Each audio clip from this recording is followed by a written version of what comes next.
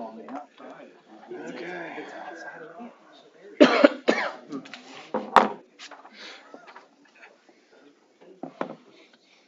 Well, isn't that kind of? Half of them signed. Yeah, about half of these, yeah. It's like at 7 o'clock. We'll call to order the Seymour Common Council meeting for Monday, April the 28th, 2025. Welcome, everybody. I'll invite Pastor Jimmy Rodriguez up to lead us in the invocation. All right. Heavenly Father, we come before you tonight grateful for the opportunity to see what's going on in our city. I ask that you would grant wisdom to these leaders here because you tell us without good counsel, nations fall. Help them to be wise, to attend to the needs of the people. For those who serve our community as police and firefighter, emergency personnel, I ask that you would give them safety as they perform their duties. And for the citizens of Seymour, I ask that we would be law-abiding and respectfully voice our opinions when we have that opportunity. These prayers, Lord, and those things on our heart we place before you now, knowing that you hear them and will answer them in the way that is best for us, and that is according to your will. In Jesus' name we pray. Amen. Amen. Thank you, Pastor. Yep. Please join me in the Pledge of Allegiance. I pledge allegiance to the flag of the United States of America and to the republic for which it stands, one nation, under God, indivisible, with liberty and justice for all. Thank you. Please be seated. Roll call, please, Mr. Bowes. Mr. Beatty. Mr. Terrell. Here. Mr. Hackney. Here. Mr. Hubbard. Mr. Davidson. Here. Mr. Lucas. I'm here. Mr. Fry. Here. We have 5 of the 7. Thank you, sir. Everybody had a chance to review the minutes of the previous meeting. If so, I'll entertain any motions related to. I would like to consider the fact that I know we discussed the open door policy, and Mr. Kaplan was able to state his concern or his feelings about it, but nothing is on there by Mr. Beatty or Mr. Hackman, what they said. I know Mr. Beatty mentioned that he asked if it was possible to get a second opinion, and there was no consideration given to that. And then he also asked if anybody would be willing to file a complaint, and there was no consideration for that. Mr. Hackney mentioned he wanted clarification on Daisy Communications plus plant tours, and was surprised to learn that if we had more than 3 council members going to a plant tour, that would be a quorum, and that was not permissible. I would like to have some notation in there in regards to those 2 comments that were made. You said Mr. Hackney made those comments? Or did you say Mr. Hackney asked about plant tours. And Daisy Communication. Yeah. Okay, I thought you said Hackman at first, that's why I was a little. I did, and I had to correct myself. Okay. I'm sorry. That's all right.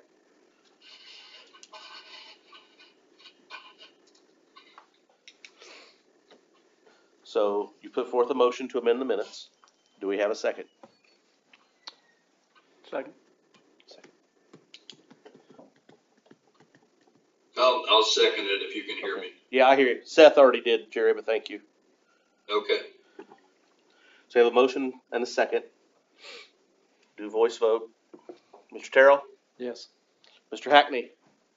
Yes. Mr. Davidson? Yeah. Mr. Lucas? Yes. Mr. Fry? Yes. Okay. The minutes will be amended. I will edit the 3rd page and resend for your guys' approval. Okay? Thank you. Yep. We'll wait and approve those at the next meeting then? Yeah. Okay. Okay. Reports from committees, boards, and commissions. Reports, Mr. Terrell. No, I don't. Reports, Mr. Hackney. No, sir. Reports, Mr. Davidson. No. Oh, I do. I do. I'd like to make a motion to introduce the compliance with state benefits. Firstly, for Roseacre Farms. Second. Have a motion and a second for a statement of benefits. Mr. Terrell, Yes. Mr. Hackney, Yes. Davidson. Yep. Mr. Lucas, Mr. Fry, Yes. all yours. No, this is. Cleaned up.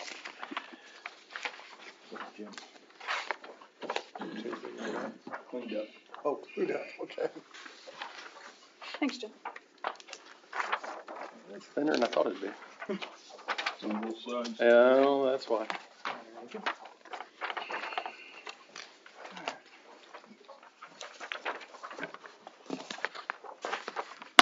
Jim Plump, the floor is yours. Okay, thank you. We have a number of tax abatement compliance tonight. We have representatives, I believe, of all the companies here or calling in on the phone, and I know Heather Clark has checked in from Roseacre Farms. They have two real property compliance. First is for construction of their corporate office building, which was completed in 2017. The estimated cost was $5 million. The actual cost was $5,656,640. The other was for renovation of a building at 1657 West Tipton, which they use as a warehouse. The estimate for that renovation was $550,000. Actually came in at $656,080. The company has attained employment goals with 86 at the corporate office and 9 at the warehouse facility. All right, anybody from the council have any questions for the Roseacre Farm compliance? All right, seeing none, I'd like to make a motion to approve the compliance with statement of benefits for Roseacre Farms. Second. Got a motion and a second. Voting on Roseacre's statement of compliance. Mr. Terrell, Yes. Mr. Hackney, Yes. Mr. Davidson. Yep. Mr. Lucas. Yes. Mr. Fry. Yes. Compliance statement of benefits is accepted for Roseacres. All right, I'd like to make a motion to introduce the compliance with statement of benefits for Valeo North America Incorporated. Second. Mr. Terrell, Yes. Mr. Hackney, Yes. Mr. Davidson. Yep. Mr. Lucas. Yes. Mr. Fry. Yes. Okay, Valeo, we have a number of folks here from Valeo. Guillaume is here in attendance, and we have, I see 2 from corporate office in Michigan who have joined as well. They have 10 personal property abatements. The spreadsheet that they provided for council does not include last year's abatement, so I'll address that. The company had estimated a $29.2 million investment, actually spent $19,816,699. And over the other 9 years of abatements, the companies had projected over $235 million in new investment and actually invested $125,995,000. I would point out that over half of that difference occurred in 2 years, 2018 and 2021, when the company canceled over $66 million in projected spending. During that same period, which was during and immediately following COVID, the company dropped over 1,000 workers, but they still currently have 1,409 workers plus temporary workers with a total payroll of $103.8 million. Any questions for Valeo? You had mentioned that one of their personal properties is mature this year, will be the last year for it? Correct. Okay. Any other questions regarding Valeo? All right, seeing none, I'd like to make a motion to approve the compliance with state benefits for Valeo North America Incorporated. So moved. Mr. Terrell, Yes. Mr. Hackney,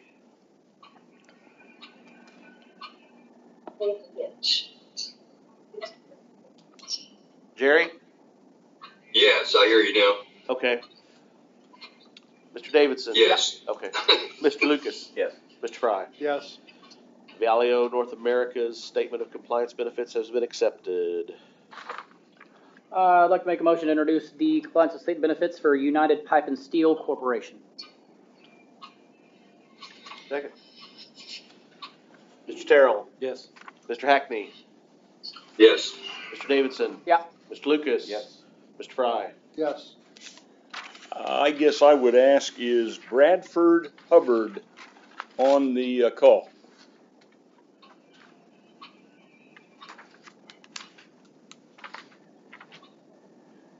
I do not hear Bradford Hubbard. He was notified of. I would ask that this compliance be tabled until May 12th. I need a motion to table that or just let it be. I'll go ahead and make a motion to table. All right, I'll make a motion to table the compliance with statement benefits for United Pipe and I'll second. Steel Corp. Motion to table United Pipe and Steel Corporation. Mr. Terrell. Yes. Mr. Hackney. Yes. Mr. Davidson. Yep. Mr. Lucas. Yes. Mr. Fry. Yes. United Pipe and Steel is tabled. All right, I'll make a motion to introduce the compliance with statement of benefits for Touch Point Real Estate LLC, DBA The Royal Group. Mr. Terrell. Yes. Mr. Hackney. Yes. Mr. Davidson. Yep. Mr. Lucas. Yes. Mr. Fry. Yes. Back to you, Jim. I would ask, and is Jennifer Penner, is she on the call? Okay, good. Jennifer was going to be here, but she had a medical situation, so she wanted to call in. So, they have 2 real and 3 personal property, abatements. The older real investment was projected at $198,745,000 and came in slightly higher at $198,981. The new is for the recently completed 90,000 square foot expansion at the East Side Park, which was projected at $7 million and came in at $10,016,331.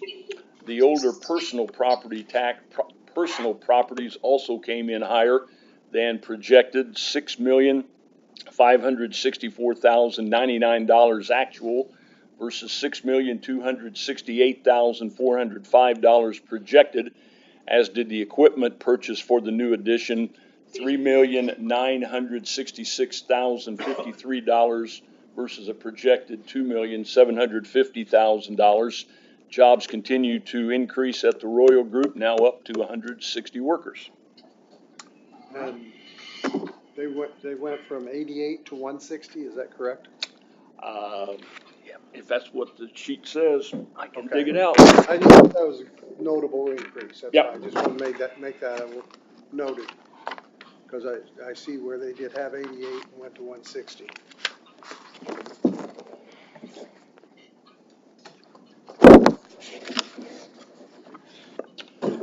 That would be correct.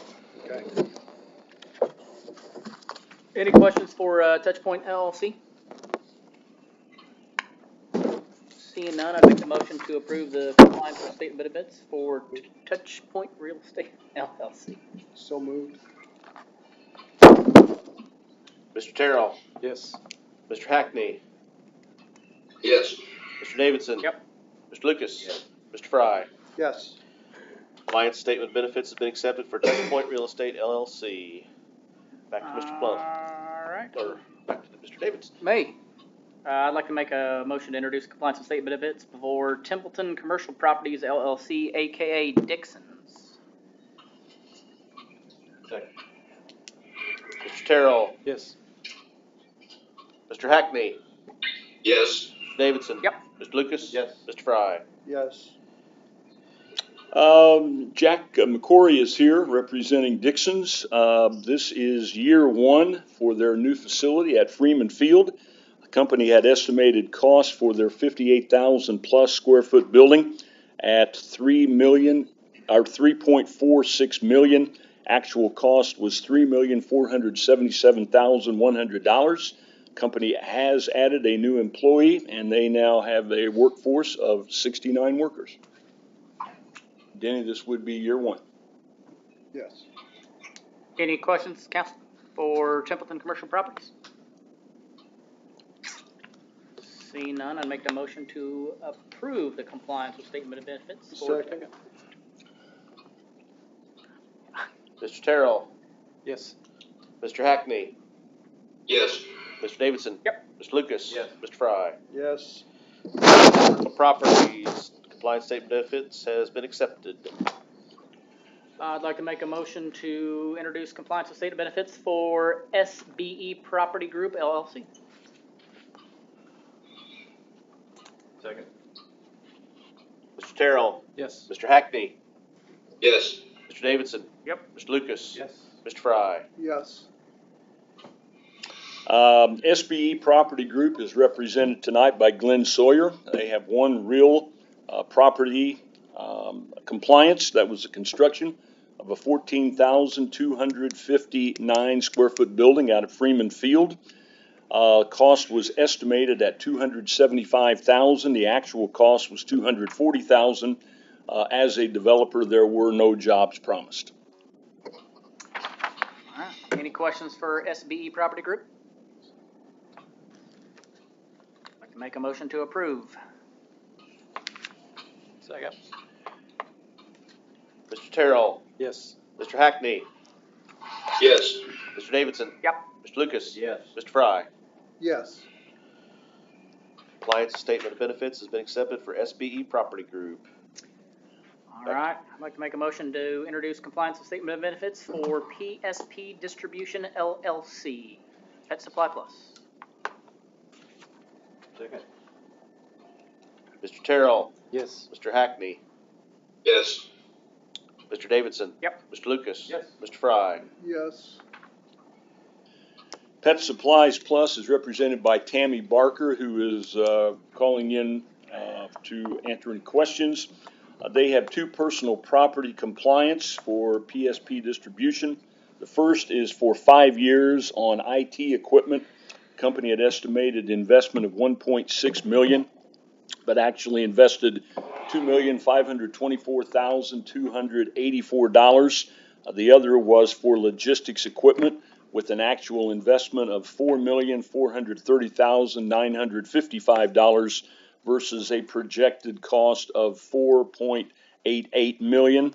PSP now at 324 workers, which was an increase of 29 from last year, and well above the projected employee projection from January 1st of 2020. Have any questions for Pet Supply Plus? Seeing none, I'd make a motion to approve Pet Supply Plus. Mr. Terrell. Mr. Hackney. Yes. Mr. Davidson. Mr. Lucas. Yes. Mr. Fry. Yes. Compliance with statement of benefits has been accepted for Pet Supply Plus Distribution LLC. I'd like to make a motion to introduce compliance with statement of benefits for Premier Ag Co-op Incorporated. Second. Mr. Terrell. Yes. Mr. Hackney. Yes. Mr. Davidson. Yep. Mr. Lucas. Yes. Mr. Fry. I have to be noted to abstain on voting because I have voting stock in Premier. Okay.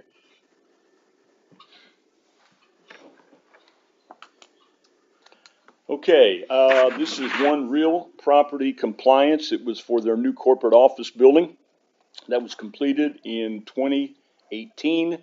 Had projected a $2 million investment. Actual cost was $2,866,000. They also had 18 employees when the project started. They now employ 46. Any questions for Premier Ag? Seeing none, I'll make a motion to approve. Second. Mr. Terrell. Yes. Mr. Hackney. Yes. Mr. Davidson. Yep. Mr. Lucas. Yes. Mr. Fry. Cannot. And I should have noted, David Wascom was joining us from Premier Ag, for the record. All right, I'd like to make a motion to introduce the compliance with statement benefits for. Seth, can I interrupt for 1 second Go ahead. before we don't do this? Remington Trout, are you on the line? I didn't see him. Okay. So Well, let's table. I'd like to make a motion to table the compliance with statement of benefits for Plant Nutrition Operations LLC, also known as the Andersons. Second. Motion to table plant nutrient operations. Mr. Terrell. Yes. Mr. Hackney. Yes. Mr. Davidson? Yep. Mr. Lucas? Yes. Mr. Fry? Yes.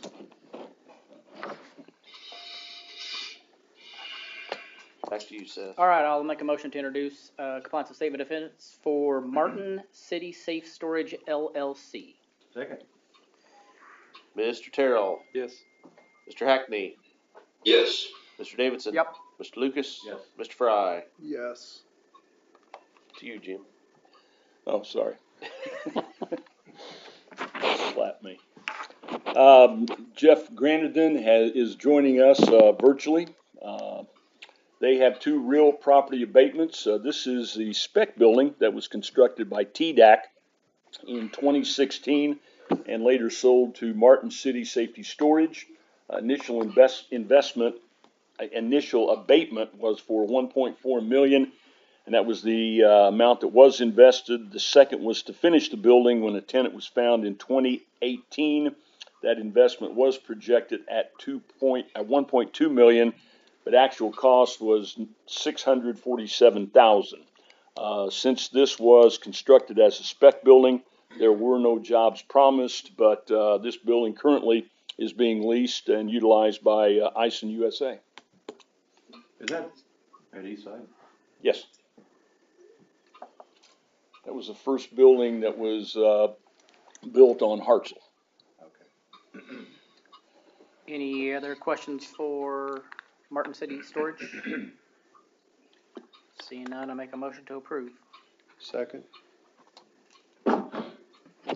Mr. Terrell?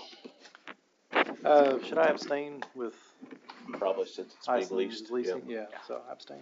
Okay. Mr. Hackney? Yes. Mr. Davidson? Yep. Mr. Lucas? Yes. Mr. Fry? Yes. The statement of compliance benefits has been accepted for Martin City Safety Storage. I'll make a motion to introduce the compliance with statement of benefits for Golden Endeavors LLC. Second. Mr. Terrell? Yes. Mr. Hackney? Yes. Mr. Davidson? Yep. Mr. Lucas? Yep. Mr. Fry? Yes. One real property of compliance. This is another building at the East Side Industrial Park. The abatement was for expansion from 100,000 square feet to 200,000 in 2015. The company projected and invested $4 million. The company owns the building, that is Golden Endeavors, which is leased to Cummins. They do not have any employees, that is the owners of the building. Tammy Burton is calling in to represent Golden Endeavors. Have any questions regarding Golden Endeavors LLC? Seeing none, I'd make a motion to approve compliance with state benefits. Second. Mr. Terrell? Yes. Mr. Hackney? Yes. Mr. Davidson? Yep. Mr. Lucas? Yes. Mr. Fry? Yes. Compliance with statements of benefits for Golden Endeavors LLC has been approved. I'll make a motion to introduce compliance with statement of benefits for Fostech Incorporated. Second. Mr. Terrell? Yes. Mr. Hackney? Yes. Mr. Davidson? Yep. Mr. Lucas? Yes. Mr. Fry? Yes. Okay, there are two real property abatements for Fostech Properties and four personal for Fostech. Mark Foster from Fostech is in the crowd here to represent the company tonight. The real property was for improvements to their facility at 320 Myers. They had projected and achieved investment of $500,000 on both of those. No jobs were promised by the properties group. Those came from Fostech Inc. And in their four personal, you'll see that they have grown from 13 employees to their current workforce of 29, and they had estimated investment of $2,145,000, but have actually invested $4,398,386. Any questions for Fostech Incorporated? Seeing none, I'd make a motion to approve compliance with statement of benefits. Second. Mr. Terrell? Yes. Mr. Hackney? Yes. Mr. Davidson? Yep. Mr. Lucas? Yes. Mr. Fry? Yes. Compliance with Statement of Benefits for Falls Tech Incorporated has been approved. I'd like to make a motion to introduce the compliance with statement of benefits for Cummins Incorporated. Second. Mr. Terrell, Yes. Mr. Hackney, Yes. Mr. Davidson. Yep. Mr. Lucas. Yes. Mr. Fry. Yes.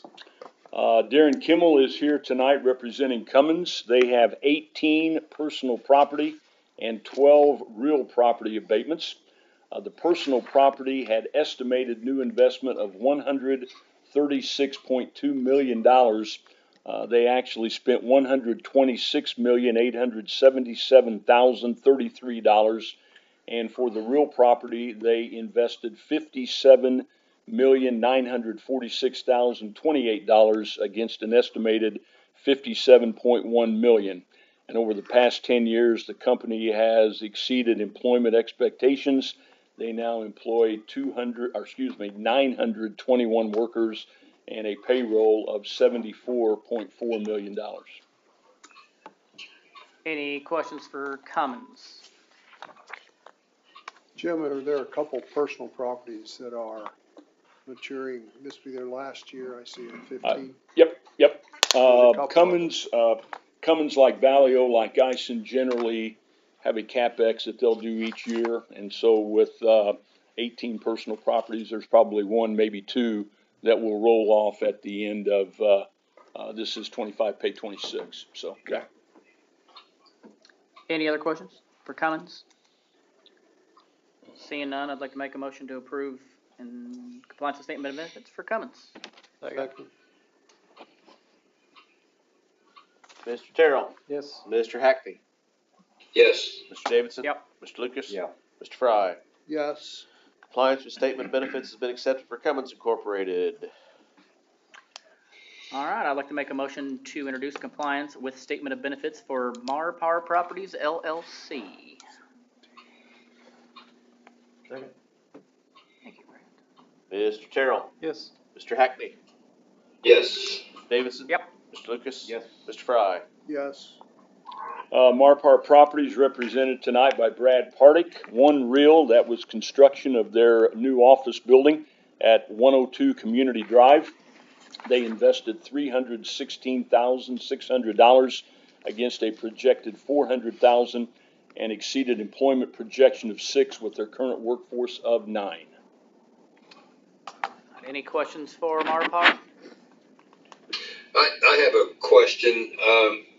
Is this another building or is this where BP2 was? Brad Series says it's the same building. It's the office building. It's the office building. The office building for BP2.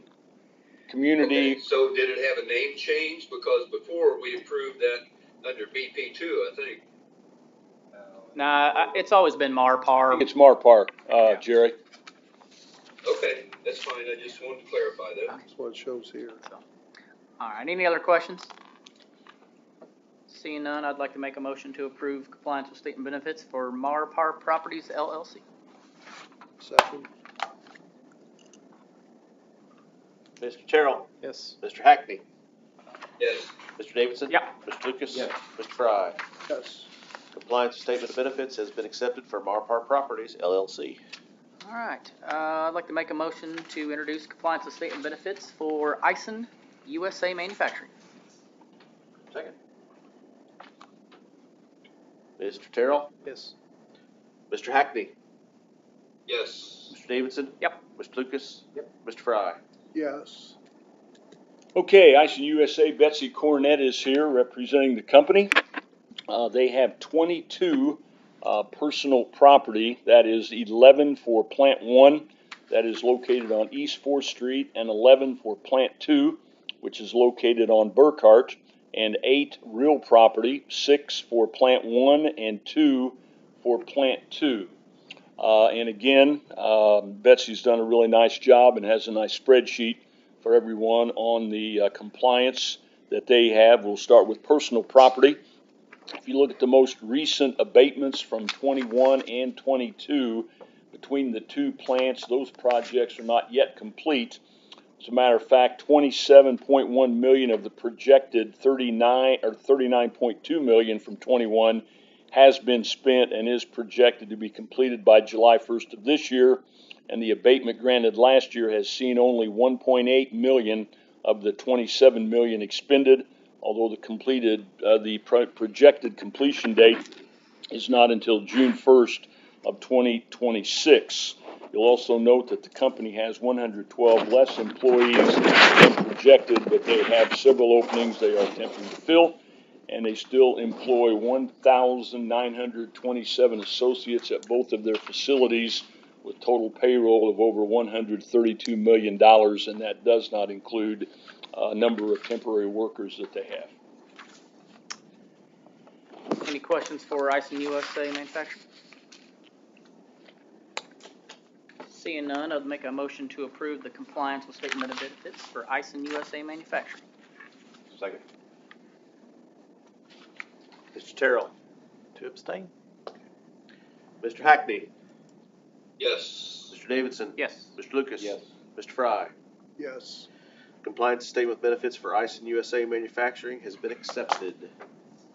I would like to thank everybody, and if you're not here representing Ison or Cummins, you are free to go. Thank you, everybody.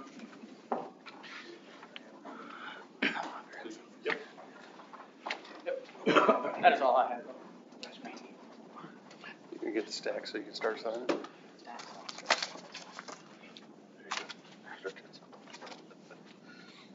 Any reports, Mr. Lucas? Mr. Fry? No. Oh, I'm sorry. Sorry, Darren, I'm just keeping it moving. I understand. No public hearings. We'll go to old business. Back to you, Mr. Bose. Old business, Mr. Terrell. I do not. Old business, Mr. Hackney. No, sir. Old business, Mr. Davidson. No. Mr. Lucas. Yes, I do. I'd like to ask that we, second reading of ordinance number 7, Council Bill 9.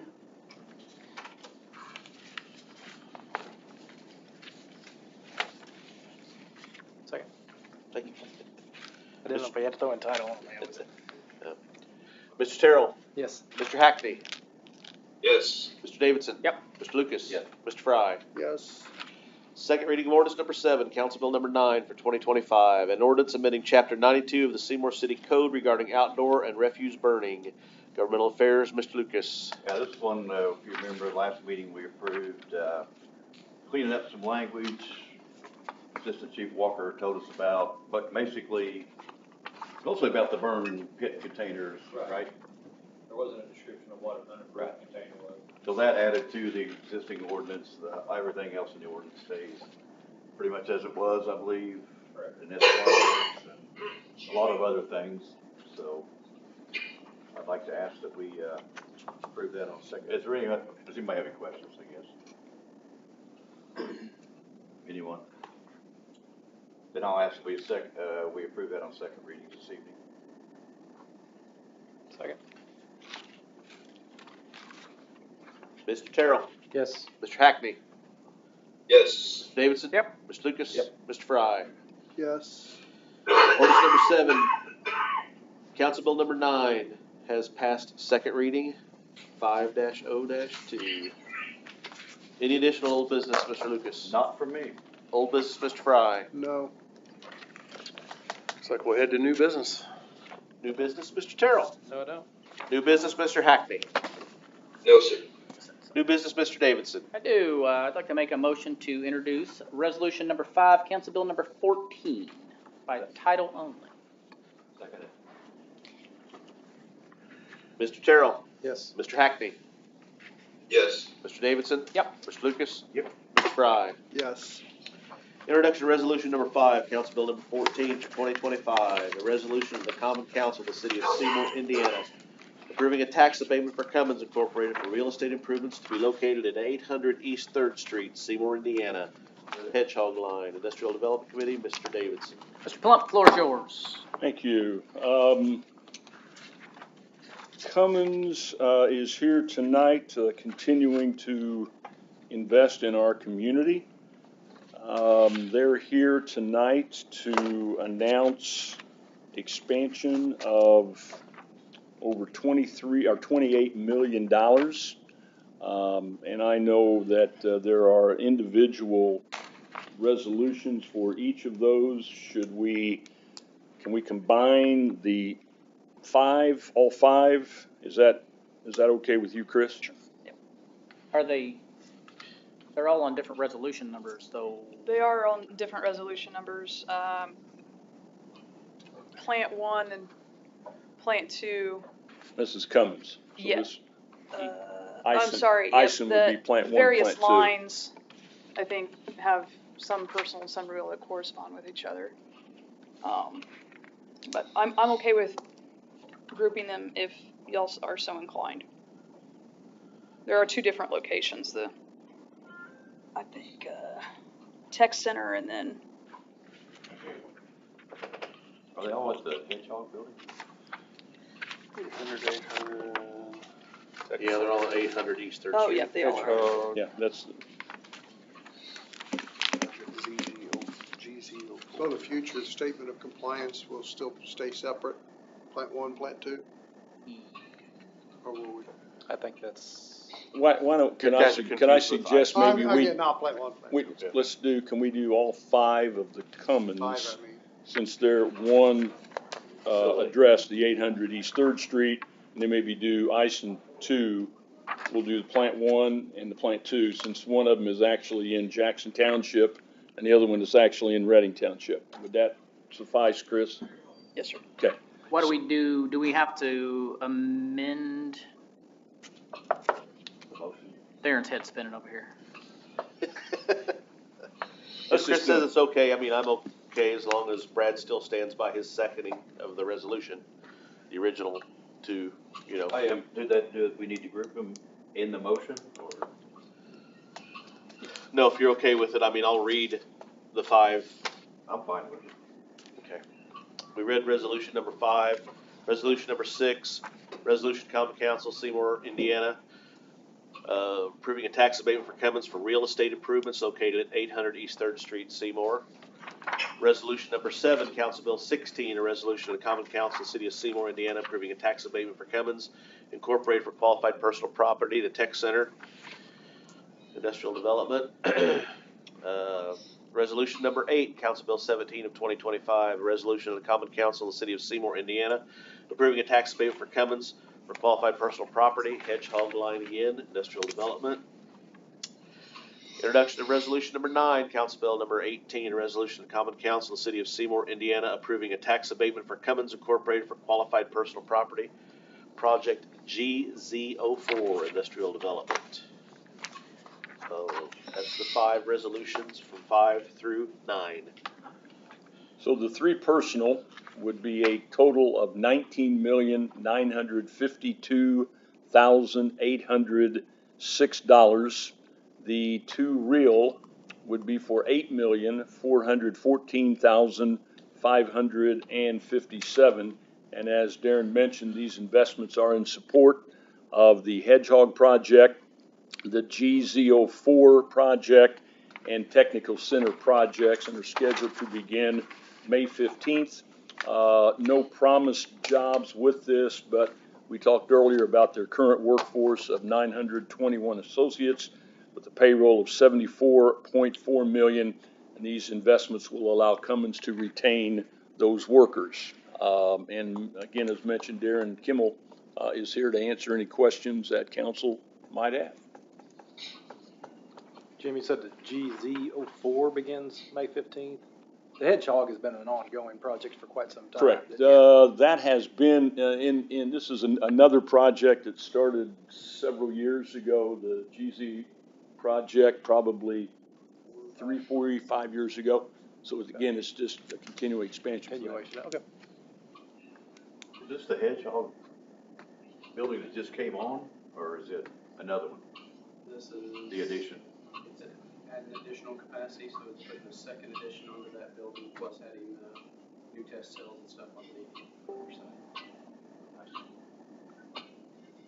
And I assume these are all standard 10-year abatements. Yes. Any other questions from the council? Seeing none, I'd make a motion to approve all of the numbers and bills that Mr. Bose just read off for Cummins Incorporated tax abatements. I'll second. A motion and a second. Mr. Terrell, Yes. Mr. Hackney. Hey, Jerry, for Cummins. Hello? Hello, can you hear us? Yes. We're voting on the Cummins resolutions, all 5 together. Yes or no? Oh, yes, I'm sorry. That's okay. Mr. Davidson. Yep. Mr. Lucas. Yep. Mr. Fry. Yes. The 5 resolutions ranging from number 5 through number 9 have passed. First and only reading, 502. All right, I'd like to make a motion to approve. It would be resolution number 10, Council Bill 19, and resolution number 12, Council Bill 21. This is for tax abatements for Plant 1, Ison USA by title only.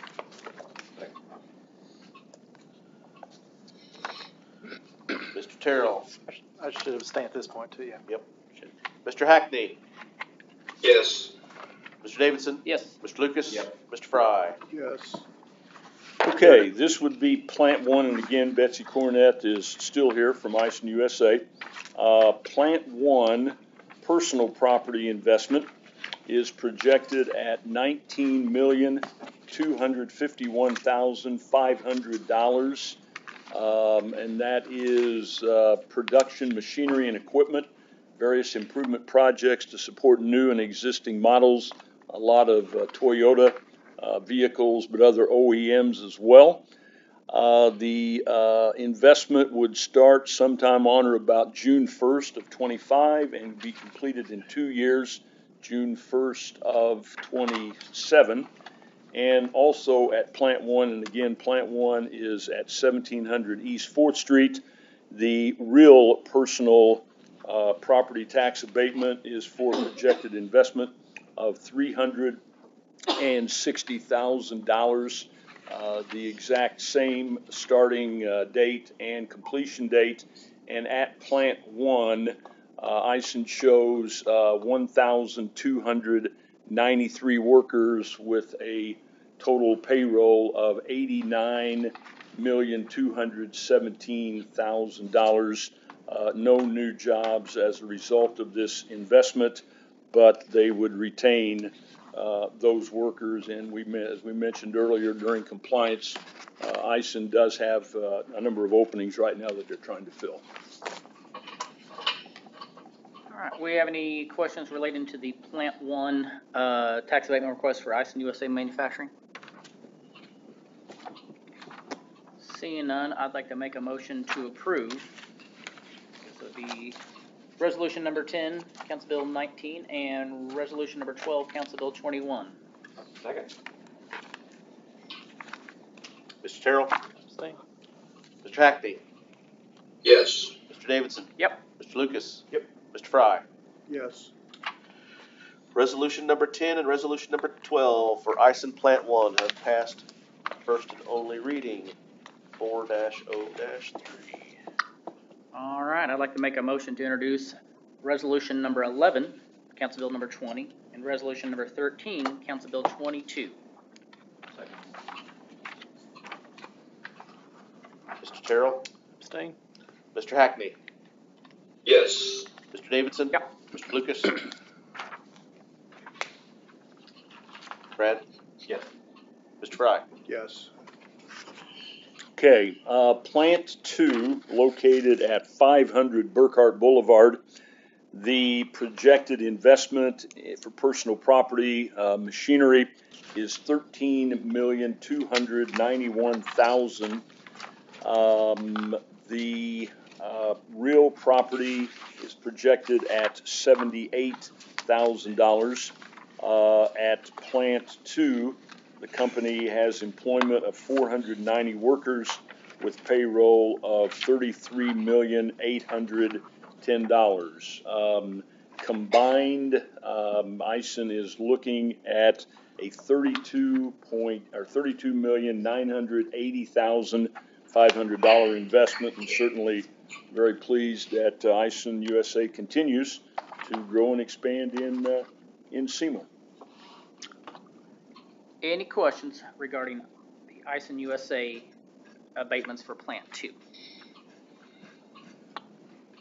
Seeing none, I'd like to make a motion to approve Resolution number 11, Council Bill 20, and Resolution 13, Council Bill 22. I'll second. Have a motion and a second. Mr. Terrell. Abstain. Mr. Hackney. Yes. Mr. Davidson. Yes. Mr. Lucas. Yes. Mr. Fry. Yes. Resolution number 10 and resolution number 12 have passed first and only reading, 4-0-3. Cummins and Ison, thank you guys. Thank you. Thank you, Jim. I have nothing further. Any new business, Mr. Lucas? No. Mr. Fry? No. Miscellaneous from the council. Miscellaneous from the audience. Have we heard anything more on the State Board of Accounts on the open door policy? I haven't. I did receive an update from AIM that the public access counselor is aware that their phone lines are having issues and they're working to rectify that. Now that information is a few days old, so I'm not sure if they're up and running again. Still waiting on an email answer, and as far as I know, their email is functional, just maybe backlogged. That's something you'll continue to pursue. Yes, sir. Yep. Yep. And I have reached out to AIM for guidance, and they've directed me back to my initial correspondence with Luke Britt. They don't like to give out. And I know they're not able to give legal advice, right. but they can say, oh, yeah, we've seen that situation before, and this is how it's been handled in the past, or things of that nature. But they hadn't dealt with this, you don't think? They haven't dealt with this issue, you don't think? AIM didn't have any? She did not say specific issues that they have encountered, but she did cite my original conversation with Mr. Britt about a year ago, I think it was, that initially took place. And while we're on that topic, I would like to correct myself. Last meeting I said I did not believe that a plant tour would be permissible, but I went and did some digging because I got curious. And there is a carve out. So Title 5, Chapter 14, Section 1.5 of the Indiana Code excludes from the definition of a meeting any on-site inspection of any project, program, or facilities of applicants for incentives or assistance from the governing body. So that would be, for example, to continue the theme of the evening, abatement applications. If you all, as either a committee or a council, wanted to tour a facility that has submitted an abatement application, that would be an acceptable exception to the ODL. Any number of us at a time? Yep. Okay. It doesn't, it just says excluded from the definition of meeting, so, yeah. That would be a majority. Jerry, you heard that, right? I did not. She's cutting in and out so bad on this end that I just caught about half of it. Because I know you had the question at the last meeting about. Pardon me? I know you had the question at the last meeting about open door. Yes. Being plant tours, being and what Chris just described is we can do plant tours, any number of the council at a time. Yes, Really? yes, I did find a carve out for, is this better, Jerry? Well, no, I don't even want to repeat this. I'll tell you later. Okay.